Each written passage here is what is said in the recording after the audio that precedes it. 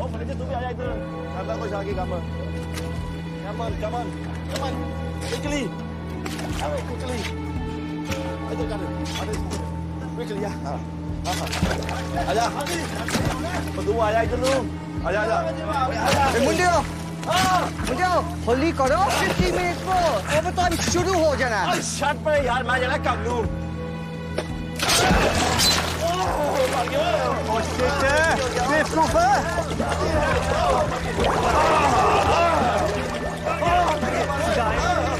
Bloody idiot Sorry boss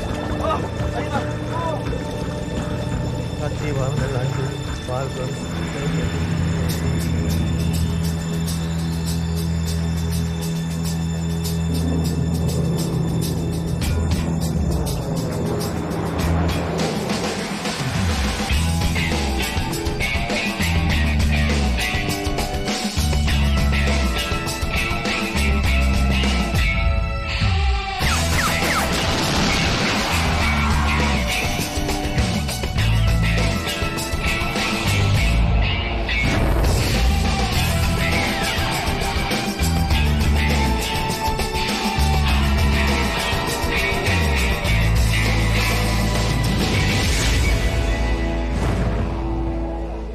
I got this theory. There are 4, and only 4, motives for murder, and they are, in alphabetical order, love, money, sex, vengeance.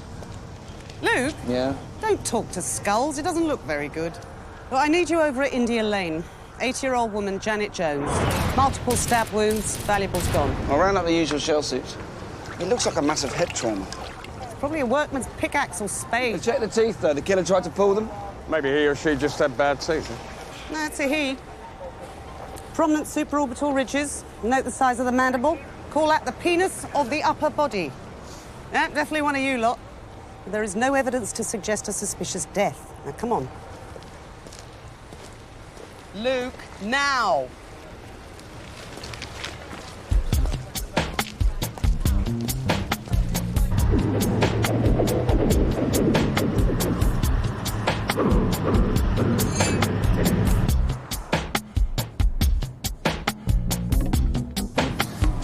Penis of the upper body. Yeah. I made it up. That's nice. Yeah, it's good to say penis now and again. Keeps the guys on the back foot. How'd you dump a body in a place like that without it getting noticed?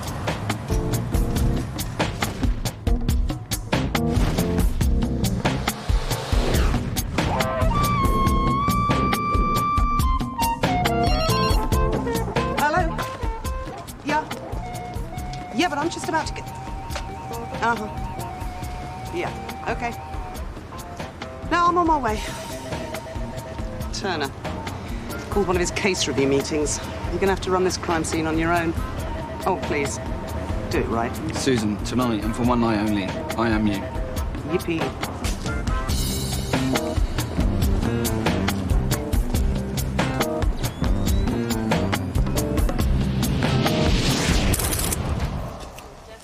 He came in through the bathroom window. The victim came through here from the bedroom, caught him turning the place over and... Stabbed multiple times. Whoever did this has got a lot of blood on them. Where's the DI? Susan's busy. I'm in charge.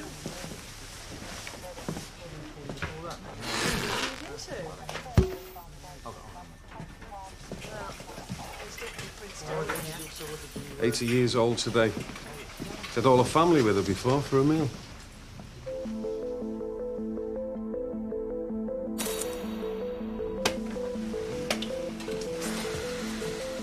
Luke, daughter and the grandson downstairs. Excellent. Right on cue. DS Stone. Hi, DS Stone. You okay? Margaret, Paul. Oh, Michael. There's supposed to be security. What the hell happened here? Who's in charge? I am, DS Stone. Michael Jones, Mrs. Jones' son. Hi, how you doing? Do you know who did this? We're getting there. Forget your belt. And what is this skull thing? I don't like skulls. I prefer bodies. They're simple. Anyway, it could be a Roman centurion or a conscientious Some objector. kind of a police state. My mother's murdered and I'm arrested because my hair was wet. Who's in charge here? Your watch, Susan. This wasn't a break-in gone wrong. He killed her. Running the old Home Alone alibi. Changed his clothes after leaving his mother's birthday party early in the evening and turning up after her death. You wouldn't be doing this on the hurry up because of that skull thing, now, would you? Hmm? Michael Jones's package holiday business was in serious trouble. He stood to gain over 300 grand from his mother's death. Oh, jeez.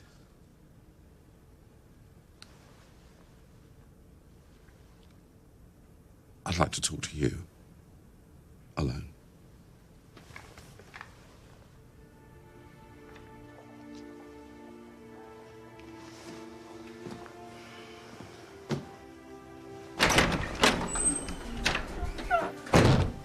Right, Michael Jones did not kill his mother. Because when she was murdered, he wasn't just somewhere else. He was someone else.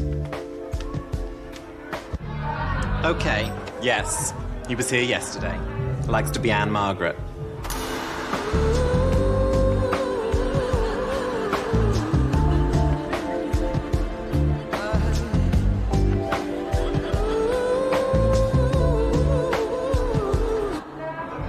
Tanner's gonna love this. Thank you. He's wasted 174.33 man-hours. 174.33. Chasing some friend of Dorothy who was hiding in the closet. He's a transsexual, not homosexual. He's a transvestite, not a transsexual. What is the difference? About 6 inches. Susan, he's trying to suck me into metaphysical speculation, and I'm holding you 35% responsible. Perhaps a fresh pair of eyes, sir. Good idea, Adrian. Hold back the night and run this one for me, will you? Susan, family liaison, build bridges, sympathy, empathy, emotional, womanly stuff. We don't want Ms. Michael Jones hitting us with a lawsuit. Butterfly's wing. Nip it in the bud, okay? Sir. And put him on the skull thing. It's a dead end, which is exactly where he belongs.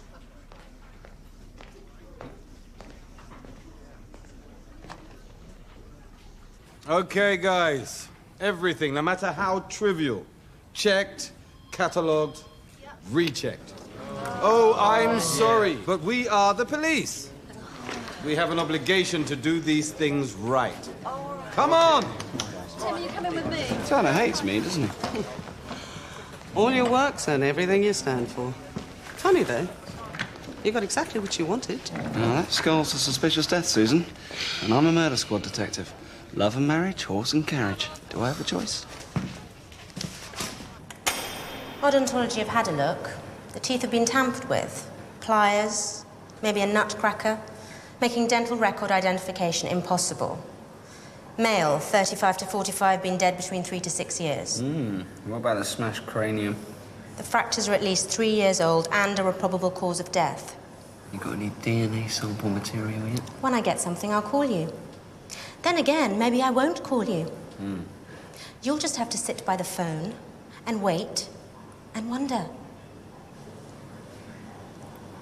Okay. Thanks, Annie. Right, I've got to go. Murder and mayhem out there.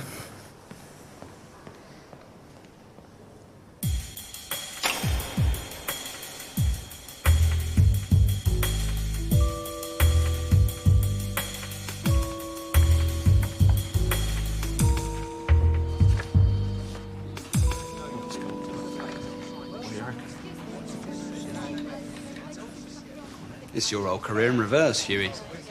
Now you're bringing the dead back to life. You have stopped killing people, haven't you? Okay. Is that Hugh Wiley, the murderer? Ex-murderer. No, there's no such thing. Prison's definitely half empty for you, isn't it? He's a highly collectible sculptor now. Luke, this isn't yet a murder inquiry, and you're doing a craniofacial reconstruction. And Professor Constantine Knight. I know who he is. Look, if Turner sees a forensic anthropologist on my budget, he's going to go... Down an octave. According some favours.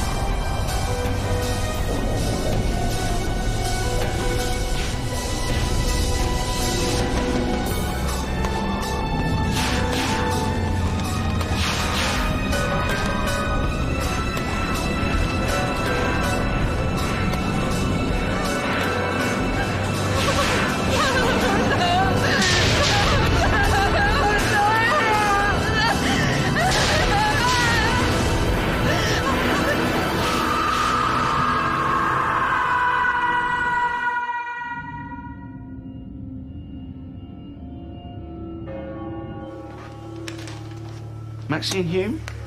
Yes. I understand you have some information about this man. See, he's been found dead in suspicious circumstances. You mean he's been murdered? Yeah. Sorry. Why sorry? Well, if you knew him. 4 years ago, my sister and I shared a taxi with this man. I was dropped off first. Eileen was found the next morning, dead. She'd been raped and strangled. That man killed my sister.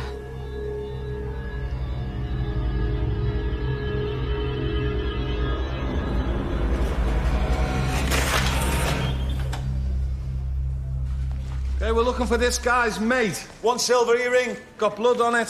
Found at the scene of the crime.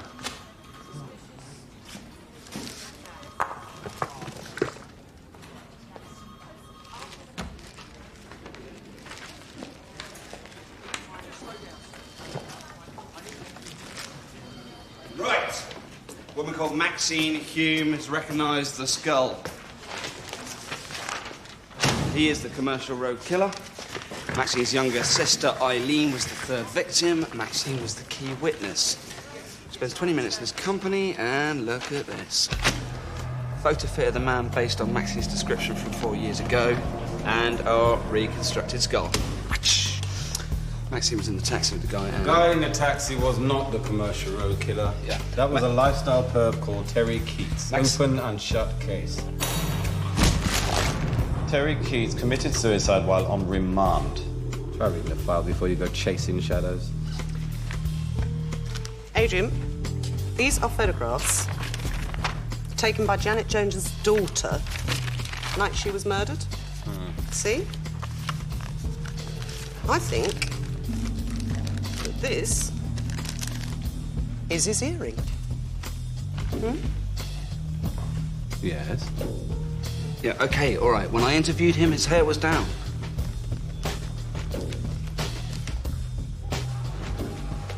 Brian, scramble an arrest team and bring him in. Karen, run a check on this, would you? You. Go play with your skull.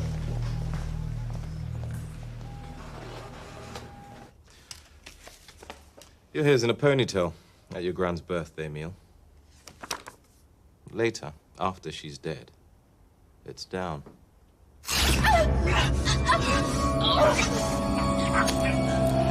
You know what? I'm betting that this is your blood.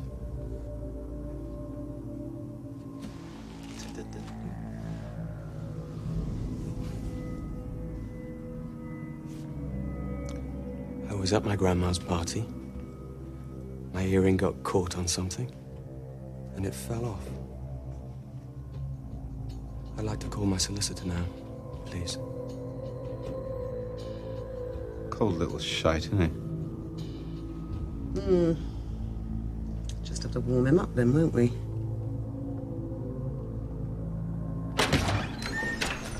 Okay, in here. Give you a bit of privacy.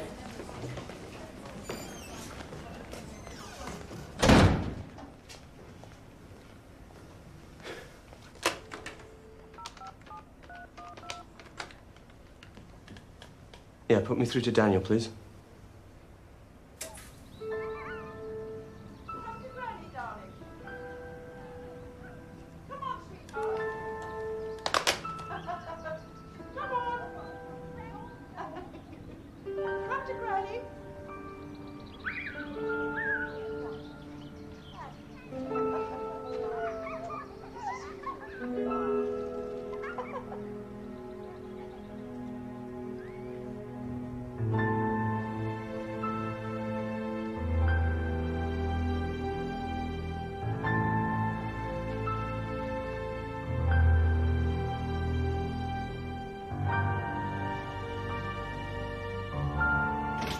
Your 7th birthday.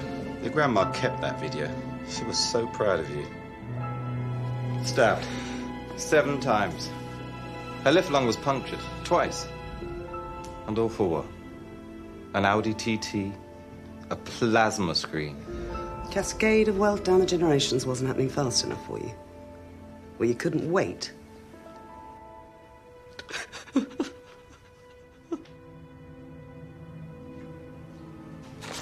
Susan. Adrian is taking his confession right now. Very good. You're re-earning my provisional respect. Oh, home, husband, child, career. Now this? Well, my life is complete.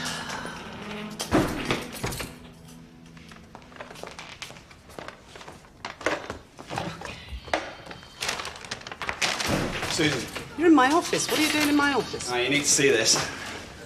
Do you remember the rule? It says, door shut, Susan time. Susan time. No, seriously. The workies found this in the skull hole. It's a piece of neck bone. Pathology Annie's had a look. What have you done to pathology, Annie? Nothing. No, forget that. Right. This matches to the skull and severed using an electric saw. Mm-hmm.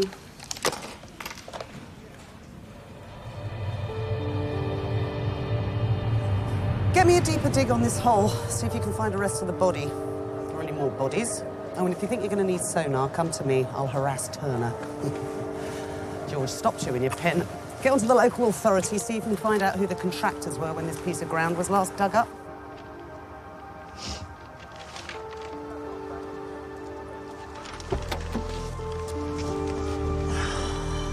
Right, look at this. Maxine Hume's statements from 4 years ago.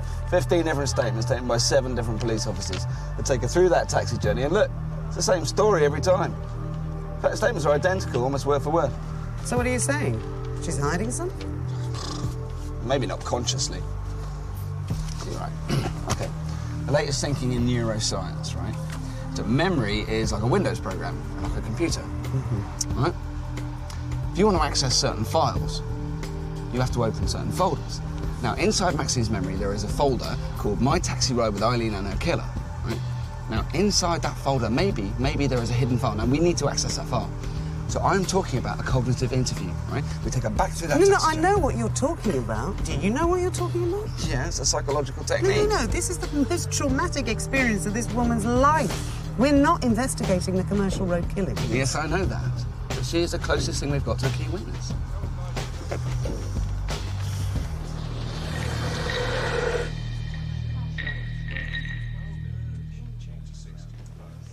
No, I don't think I can. I mean, he's dead. You said he was dead. I just don't see the point. Look, whoever this is, he did not kill Eileen. He killed Eileen. I know that. And those other 2 girls, Stephanie Lennox and Liz Branch. I mean, I sat in a taxi with this man. I looked at those eyes. You do not forget those eyes. I tell you, he killed Eileen. We found trace evidence at your sister's murder scene. The DNA matches exactly to Terry Keats. Look, I will do your cognitive interview if you agree to reopen the commercial road killings inquiries. I am very sorry, but that's not going to happen. But thank you for your time. You believe me, don't you? Luke, let's go.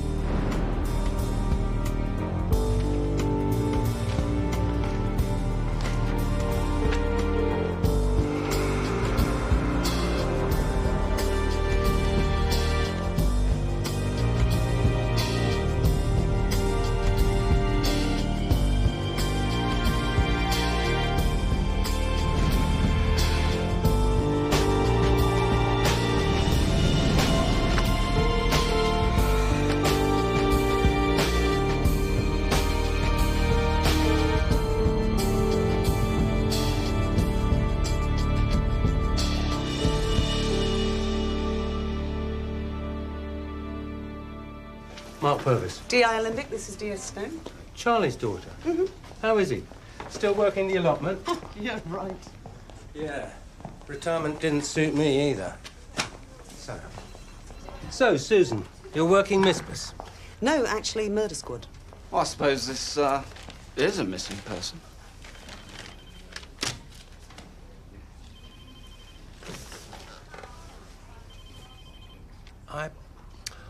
I know this face. Why do I know? Well, he was, for a time, your prime suspect in the commercial road killings. Terry Keats was a commercial road killer. Why are you reopening that inquiry? Well, we're not. We're just trying to establish the identity of this man, and the only lead we have is... Maxine Hume. Yeah. And you. 4 years ago, you led a 150-strong team of detectives looking for this guy. Did you get anywhere? Any leads or hunches not covered in the file? You see, this was all based on Maxine's description, but after we nailed Keats, I really began to wonder, Maxine, was he maybe just a figment of her imagination? No, he was real. The skull's sitting in our basement. He was murdered 4 years ago. Okay. Obvious conclusion. Terry Keats killed this man, too.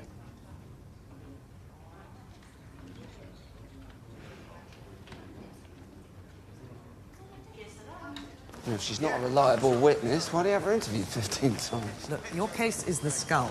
Who killed him? Who is he? Just stay with that, all right? Yes, Just stay with that. Yes, but... Thank you. Listen... Oh, and another thing. You dated Pathology Annie. No, you dated her, and you didn't call her back. Susan, D.I. or Agony Aunt, I wish you'd make your mind up. Do you know that's the worst thing you could do to a woman? Not call her back. She'll hate you forever. Why would Mark Purvis think we were reopening the case? Because Mark Purvis is old school. Do the job, get the results, no one questions them. And we don't get men like Mark Purvis on this job. Not anymore. Yes? Huh? What's your monkey doing? He's following the skull, all right? No more and no less. Great. Thanks, bye. Right, that was Maxine Hume, and she wants to do the cognitive interview. Oh.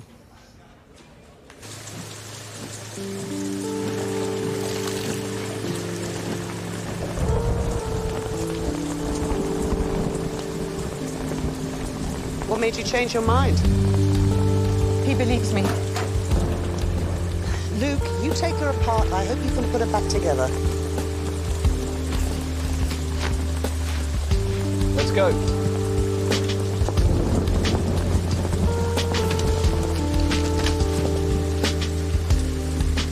Okay, Maxine.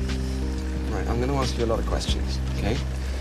Some of them might seem trivial, but just go with me.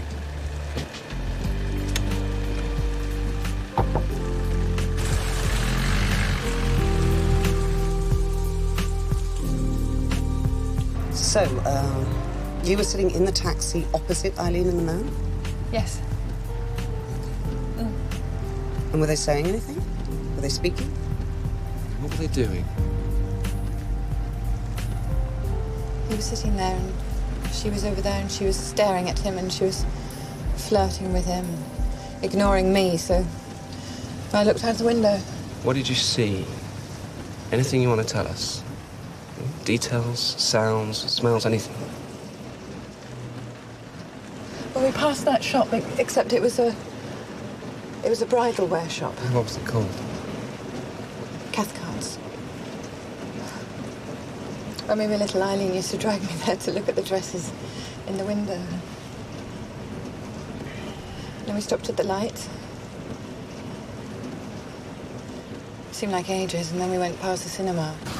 And what were they showing? I don't know, I can't remember. And what about Eileen? Eileen and the man? What were they doing? He was sitting there quite still. And she kept leaning over to him and whispering and cuddling up to him.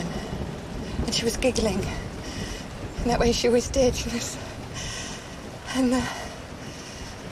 And he looked at me, and then a police car went by, and I wanted to stop it. You wanted to stop the police car. Why? I don't know. There was something about the way he looked at me.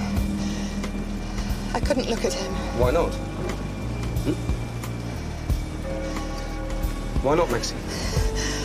I don't know. I don't know. There was something about... And then Eileen was trying to distract him, and she reached up and she turned him, but he wouldn't let her touch his face. He wouldn't let her touch him. Oh, God. And that's when I knew. That's when I knew what he was. I saw a shop. It was a sports shop, I don't know, cricket or golf or something. And he looked at it. He looked at the shop, and I spoke to him. And I asked him. What did you ask him? I don't know. I don't know. I asked him something, and I was trying to distract Eileen, to warn her, to say, go on with me, come on with me. What did he say, Maxine? I don't know what he said. I said something like, yes, he liked golf.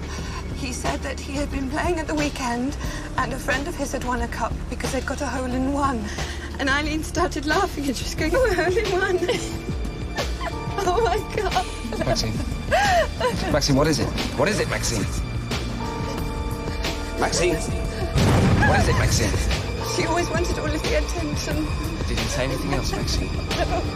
Did he say anything else? Did he say anything else before you left Eileen? I didn't leave Eileen. I didn't leave her. Why do you say that? I didn't leave her. I said to her, Eileen, why did you come home with me? She didn't get out, did she?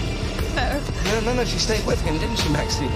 Where were they going, Maxine? I don't know. Come on, Maxine, where were they going? Come on, did he give an address to the driver? He must have. Come on, think.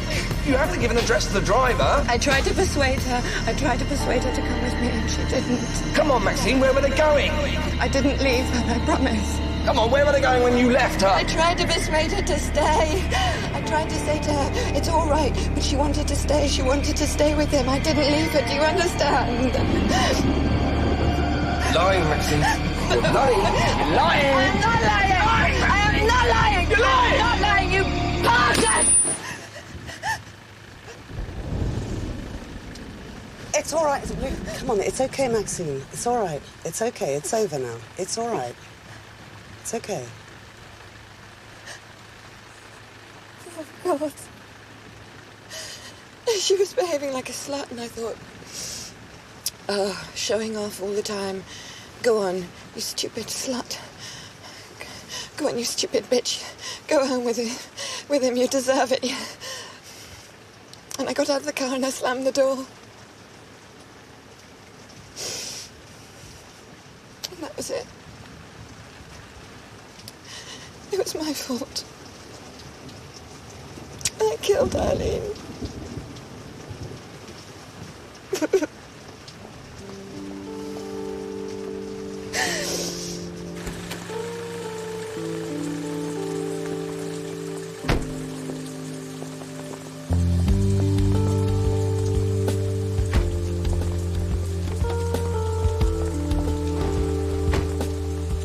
You do know you go too far, don't you? I mean, why? Why are you like this? This isn't about me. Go home and sort yourself out.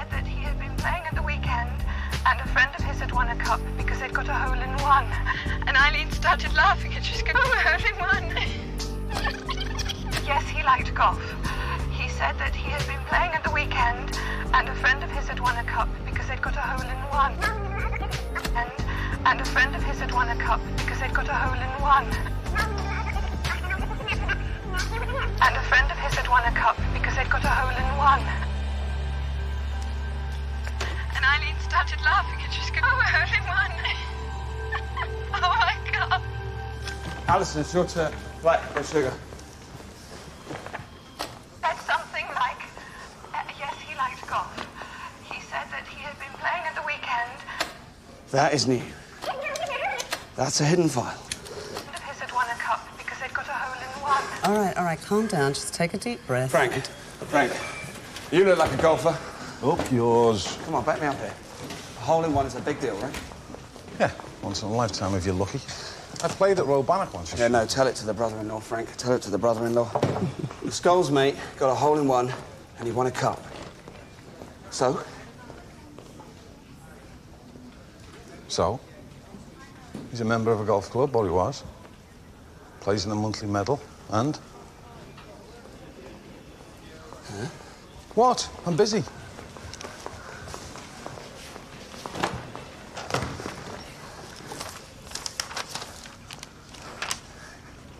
It's recorded. You're a member of a golf club and you get a hole-in-one, it's recorded. It's recorded, so we tore 3 golf club records from the 23rd to the 25th of September 1999. And the day you hit a hole-in-one, you remember everything about it. What the weather was like, what the traffic was like, what your wife's name is. Who you were playing with. And who you were playing with. Who you were playing with.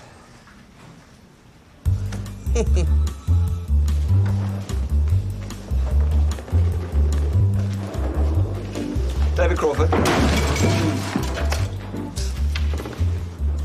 Left heel in line with the ball. Visualise. D.S. Stone.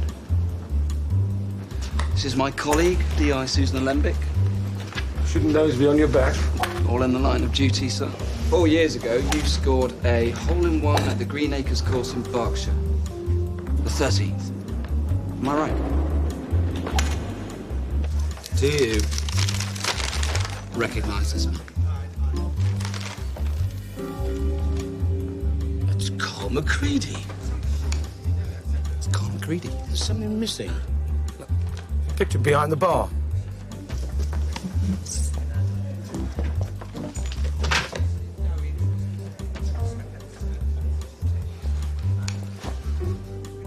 I didn't know you carried a magnifying glass. I am a detective, Susan. What's that on his face? It's a birthmark. Look, anyway, what's this all about? Was McCready a friend of yours? Not really. A surly bastard, actually. When was the last time you saw him? I haven't seen him since about the time. 4 years ago. Fits with the time of death. Carl McCready's dead. So the evidence would suggest. Sorry, mate, but we're going to need this. It's all right. Bring it back. That's him.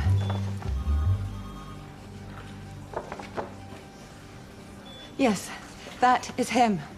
It's who? The man in the taxi with Eileen and me. It's him. Are you sure? It's been 4 years now, and it's not a good photograph. It's the eyes. But what's that on his face? Birthmark.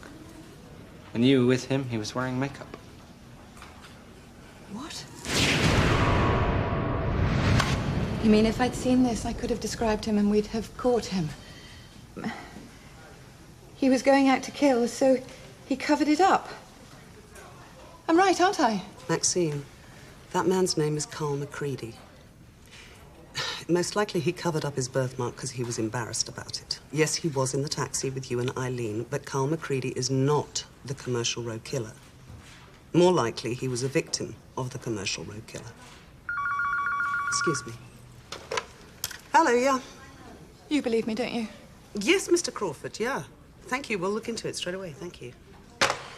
Alison, would you show Miss Hume out, please? Thank you, Maxine. We gotta go. Now.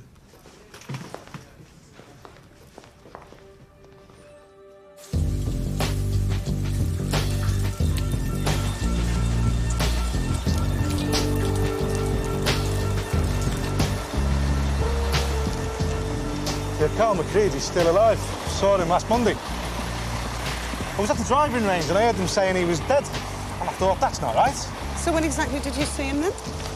I was up west with Sharon, my ex-fiancée's sister-in-law. Don't ask. And we ran straight into Nellie, his wife. Yeah, well, Mr. Britton, you know, we're here because you said you saw Carl McCready, not his wife. Yeah, well, Nellie said her and Carl was off on holiday. That's why she had to run. She got in the car, they passed us. Carl was driving, he waved at me. Are you sure about that? 4 years, long time. People can change a lot. He might have filled out a bit, but... Look, it was him, OK? He had that thing on his face, the birthmark. I saw Carl McCready. He is alive. I never could stand him. Is he in a lot of trouble?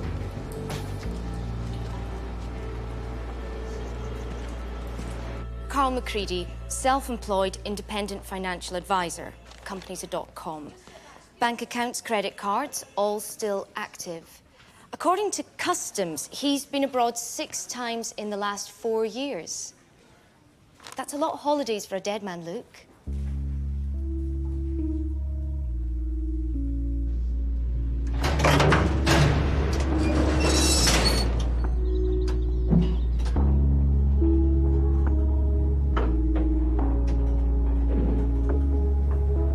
It's a routine call for the purposes of elimination. Or we're harassing an innocent man.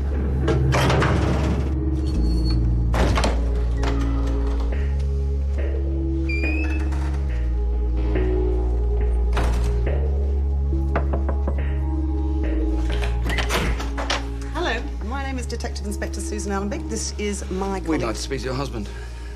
My husband? Yes. Carl! Some people here to talk to you. Oh, right. Okay.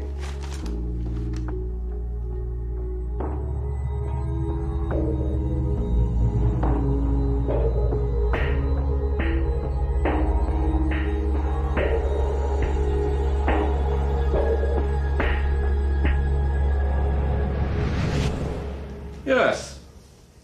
This is me, obviously. I remember. This was taking the day Jim Crawford...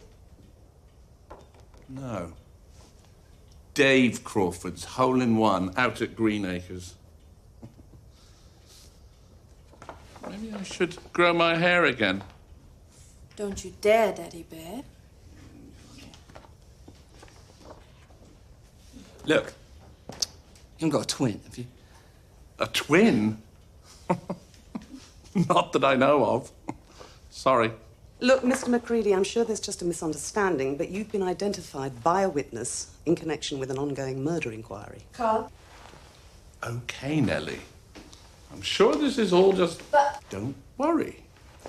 Do you know a woman called Maxine Hume? No. Look, I know you've got a job to do, so I'll cooperate in any way I can.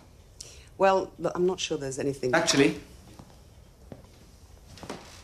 there is something you can do for us.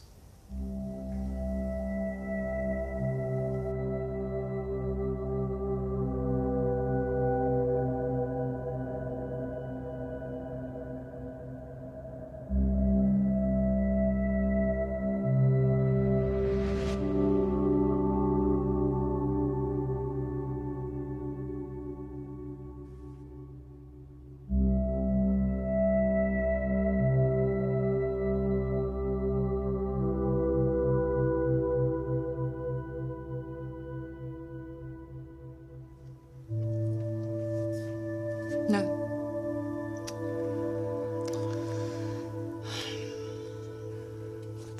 This man, Carl McCready, he was in the lineup. No, he wasn't. I mean, he couldn't have been. You said he was dead.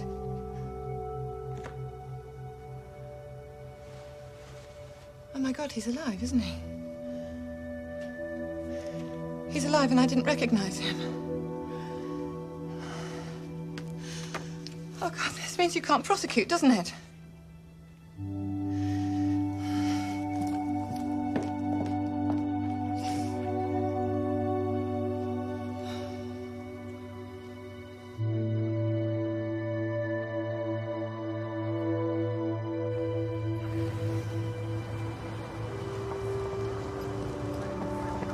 We've taken a wrong turn down a dead end, driven by Maxine. Yeah, but listen, how could she know about the golf thing, about the hole-in-one? You know, that's how we got here. That's how we got from the skull, to the reconstruction to Carl McCready. How could she know that 4 years ago he played a game of golf and his mate got a hole-in-one? I don't know. Another hidden file? It has to be there in the Look, first place. she wants to believe the man in the taxi killed her sister, otherwise she's the guilty one. Do you understand what I'm saying? Yep. She's seeing what she wants to see. Maybe she's not the only one. Bright and early tomorrow, and back to basics, okay?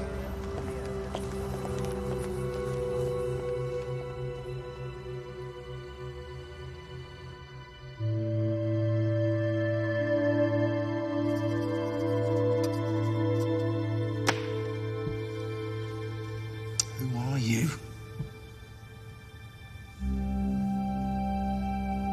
Who are you, really?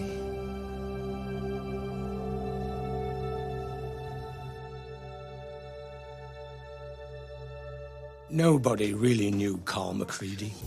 He joins a golf club, he doesn't even drink. I wouldn't let my daughter marry a man who didn't drink. Cheers. And it wasn't because of only that thing on his face. Anyway, you told me he was dead. Yep. Rumours of his death were somewhat exaggerated. Well, if you do see him, can you tell him to come back and get his stuff? Yeah, sure.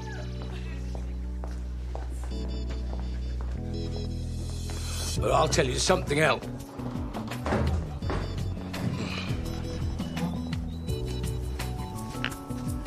What did you mean by stuff? From his locker. He never did come back to pick it up.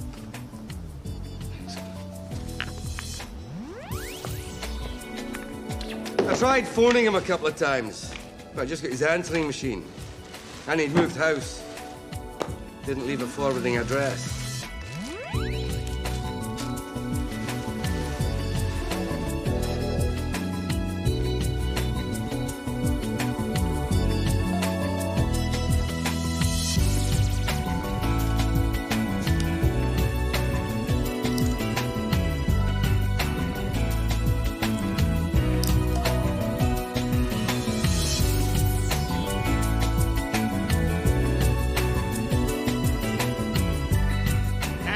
DNA material from our skull yet? I'm fine, thank you, Luke. Nice for you to be so concerned. My emotional temperament? Well, I've had better days. Annie, I should have called you. I know that. Not phoning was wrong. I'm very, very sorry. But I'm 1,000,000% on duty here, and I really need to know that information. Bone marrow sample over there.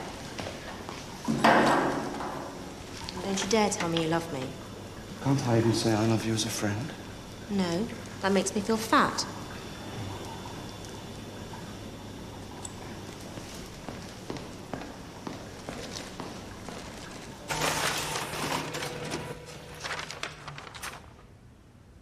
Perfect match.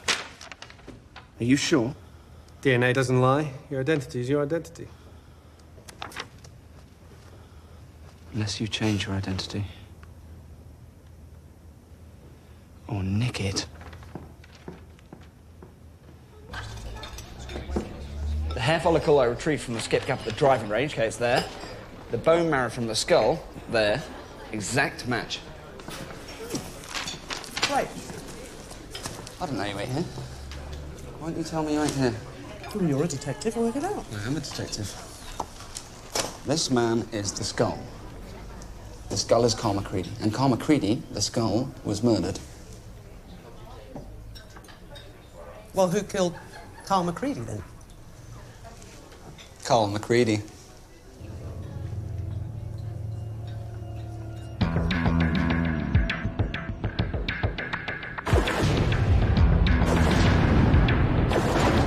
Carl McCready. I'm the birth certificate, the passport. You applied for a new passport 3.5 years ago. National insurance number WXF 0383985F. Moved to your current address just under 4 years ago. Date of birth 7/10/61. And it's rude to stare. Bank account, credit cards, mortgage, all changed within the last 4 years. Who hasn't? Mother's maiden name, Delaney. You killed Carl McCready and you stole his identity.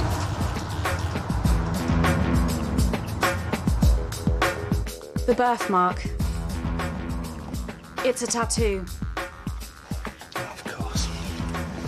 All right, then, let's go and wrap this up. You've got a problem. The DNA material from the skip cap and the skull. It definitely belongs to the same man. But when I ran it against the crime scene database, it flagged up as Terry Keats. Oh, for Christ's sakes, Luke, have you arrested the wrong man again? No. No, it's got to be a mistake. Look, I can only hold him for 24 hours. Now, get it fixed.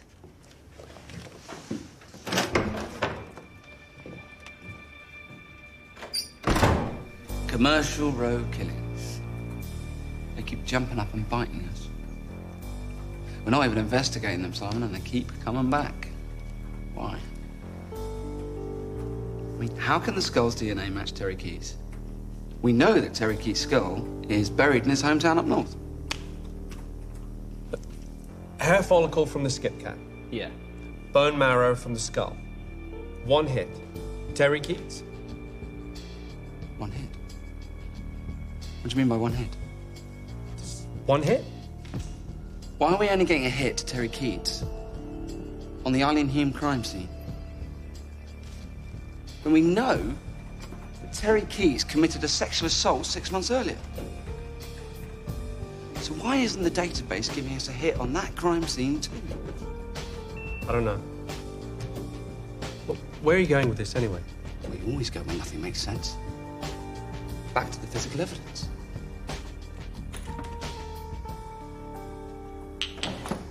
Terry Keats, DNA evidence recovered from the sexual assault.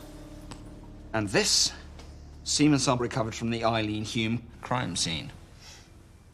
They should match, shouldn't they? Let's run them and see.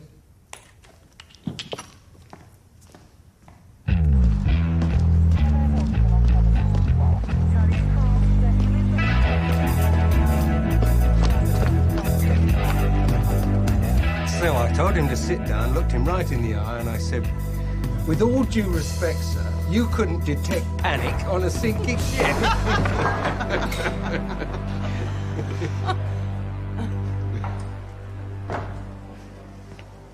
Terry Keats is not the commercial road killer. Luke? He was framed. Someone tampered with the evidence. For Christ's sake. Maxine was right. The man in the taxi was Carl McCready, the real Carl McCready. He killed her sister. You knew this. And you framed Terry Keats. Why? Turner's office. Now! Terry Keats committed a sexual assault, but Carl McCready killed Eileen Hume. The DNA was swapped over by Mark Purvis. Mark Purvis has an unblemished record as a police officer. Terry Keats subjected his victims to 8 hours of beatings, verbal humiliation, repeatedly raped her, left her by the side of the road for dead. Look at the outcome. That animal is off the streets, the commercial road killing stop. Mark Purvis is a good man. He tampered with the evidence. He tampered with the evidence. He tampered with the evidence. I think we all get your point. Genie's out of the bottle. He's using metaphors, Susan. Make him stop. What is it you think we do here? We solve crimes. No, we accumulate clear-ups. There's a difference. And I'd like to say that... Sir... I'm pontificating, Adrian. I'm tentatively excited by this. 3 clear-ups for the price of 1. Plus the mystery man downstairs for the skull murder. Mark Purvis. He cast a long shadow over my DCI ship.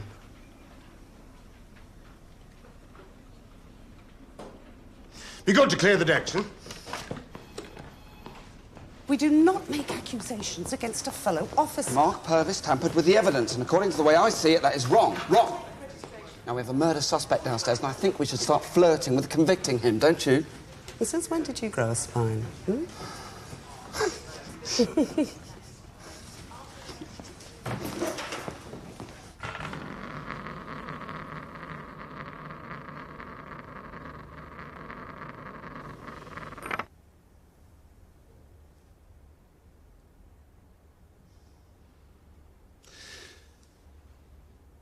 We have DNA evidence that proves that Carl McCready was the commercial road killer.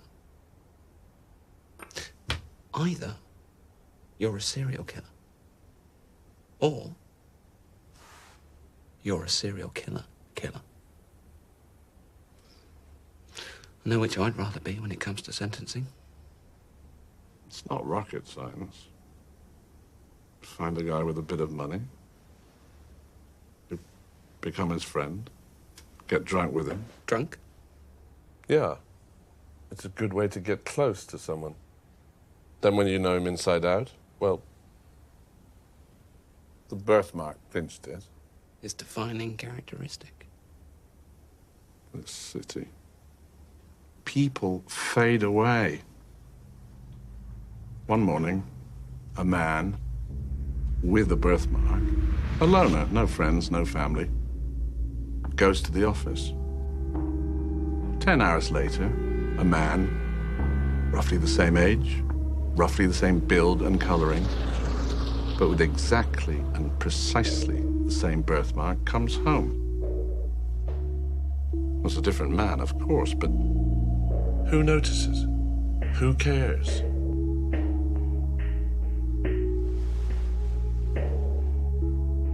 Who are you? Who are you, really? Once I have this, I tally with his passport photo. I have his credit cards. I made a decent go of his signature. I was Carl McCready. Except there was something I didn't know. He was a multiple killer. The twat had gone and ordered himself a Filipino bride. She turned up a few days later after I'd... well, you know. Good evening, Carl. I'm Nellie. 4 years. Not a day passed, and I didn't think about getting rid of her. Just hang on a minute. Luke, a word. He's lying. Roy Britton recognised Nellie in the street, which means he must have met her with the real Macready. I saw Carl McCready. He is alive. No, Nellie's arrival predates the murder. He's protecting Nellie. And I'm pretty sure he's buying time. Passenger lists, airports, stations, the lot.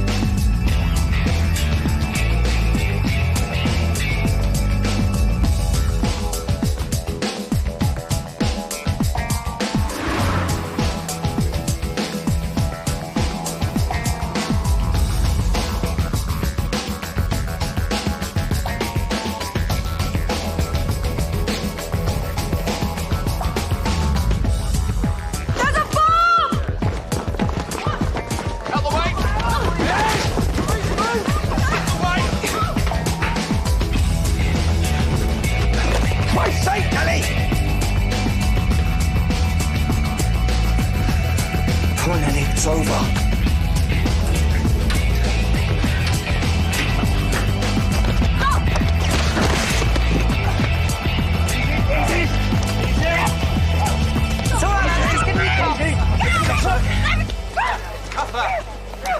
Don't move. You're under arrest. Mike was the answer to all my problems.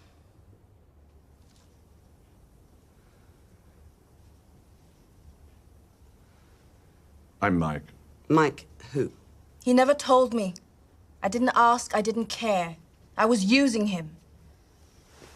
To kill your husband? No. No. I seduced Mike. I wanted rid of my husband, but I wanted to keep his house, his money, and the lifestyle. So once I killed him, I just persuaded Mike to replace him. But I killed Carl Macready. I killed Carl Macready. I'll take the consequences. I came 7,000 miles for a better life. I wasn't just doing it for myself. But Macready, he beat me. A lot. I'll throw myself on the mercy of the court. And if he killed those poor girls, natural justice. Maybe I did the world a favor. I did it all. The planning, the execution. But I needed her cooperation, so I seduced her. So you are saying that you killed Carl Macready?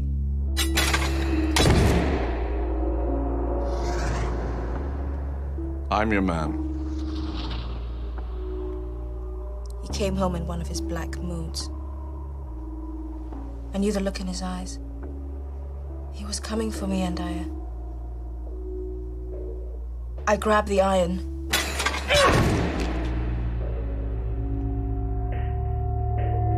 One murder, two confessions. Who's your mortgage on? Nellie.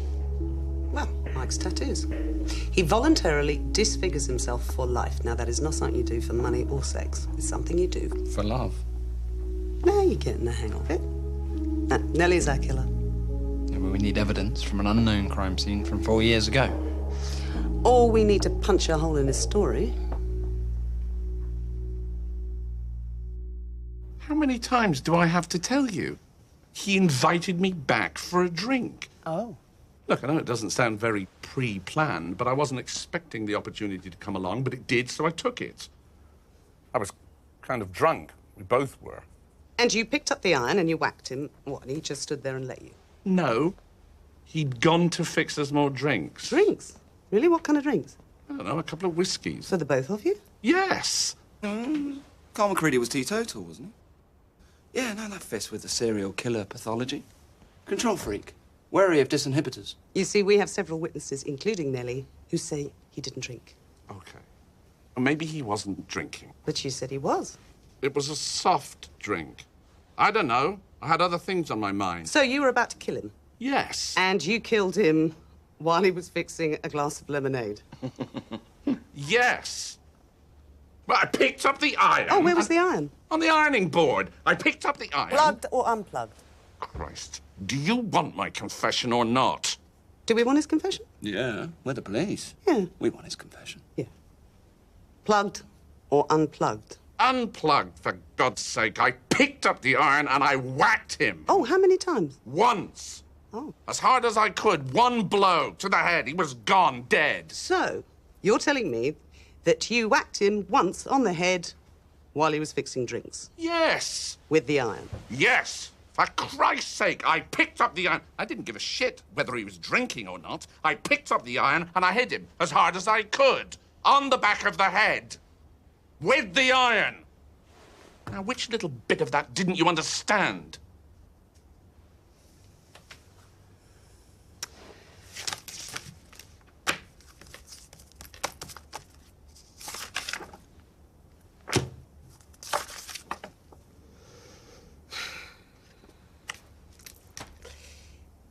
You see, you've gone a little bit off message here, Mike.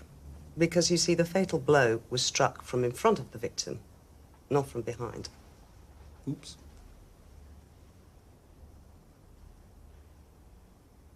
You disposed of the body, but it was Nellie who killed him.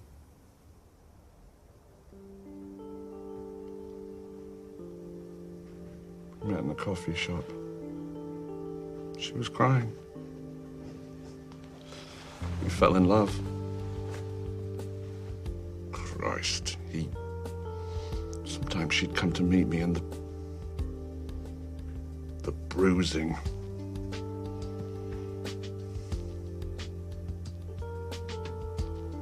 Can you blame her? Can anyone blame her?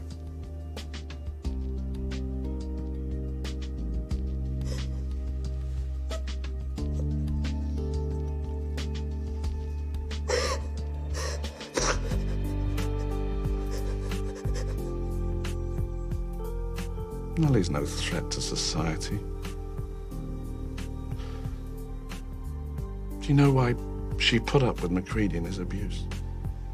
The money. Not for her. For her family back home. She's just an angel. High, sweet angel.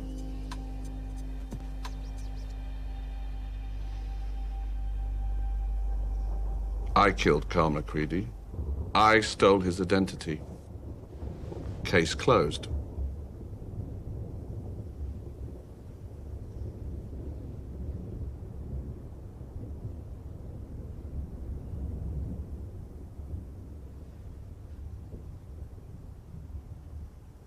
Sorry. Truth is not negotiable.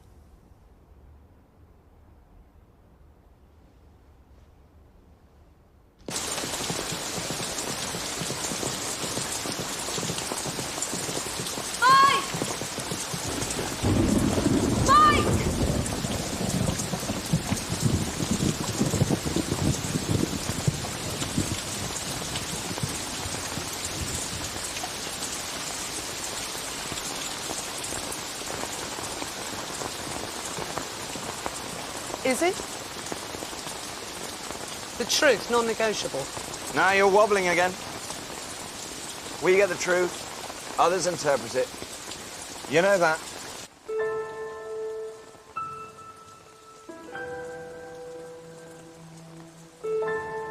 What? Wait!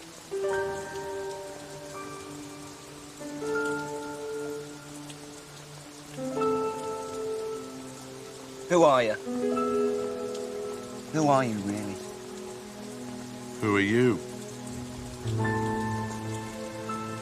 I'm Luke Stone. I investigate murders. Okay, Luke Stone. I'll tell you who I really am. And a lot more besides. I was born the day they killed Gandhi. I was named after my father. He worked on the railways. His name was...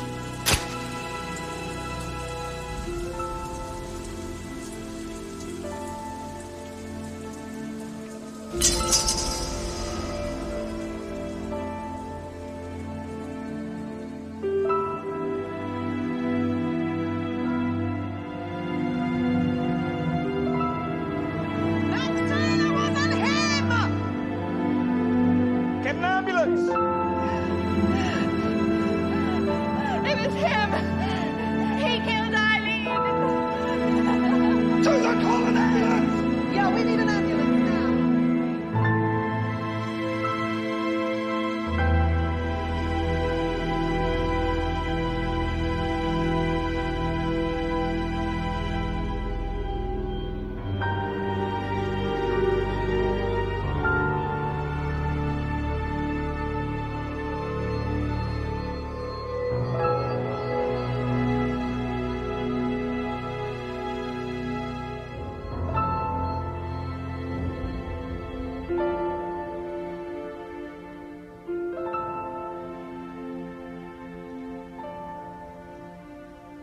Carl Macready kills for sex. Mike and Nellie for love.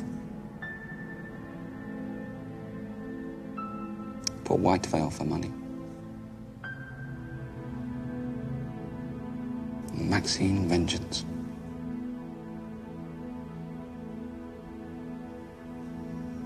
I tick the boxes.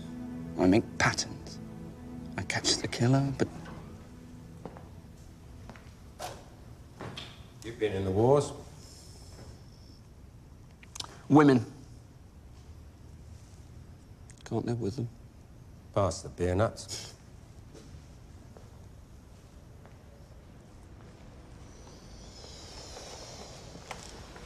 A policeman investigates a series of murders.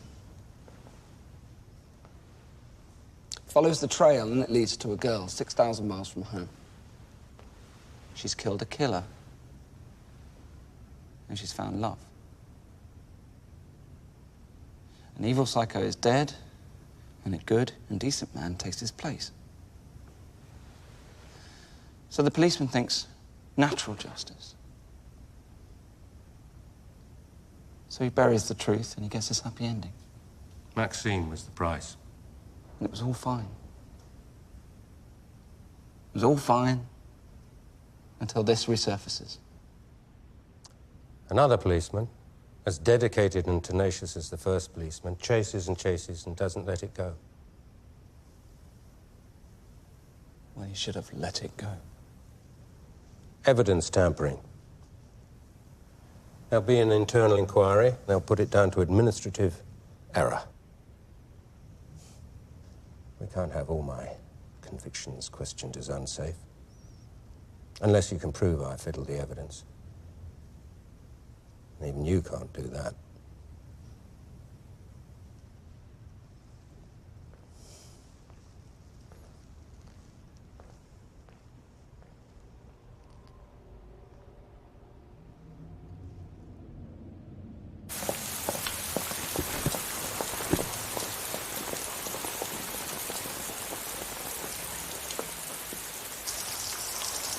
You all right? Gonna get soaked without an umbrella. You know, there was no choice. You had to do what you did. And if you ever stop doing it, well, don't.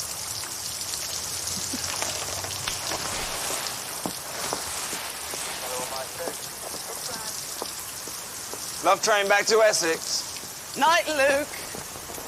Night, Susan.